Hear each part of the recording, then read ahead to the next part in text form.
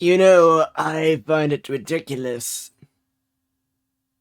that the United States has unanimously agreed to the idea of charging people $1,000 fine for a frivolous lawsuit in lawyers' terms, or in layman's terms, $1,000 fines.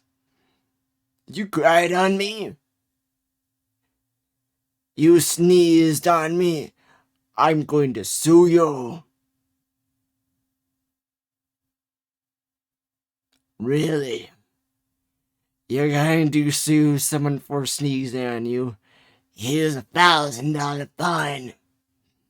Here's $1,000 fine, motherfucker. Have a good day.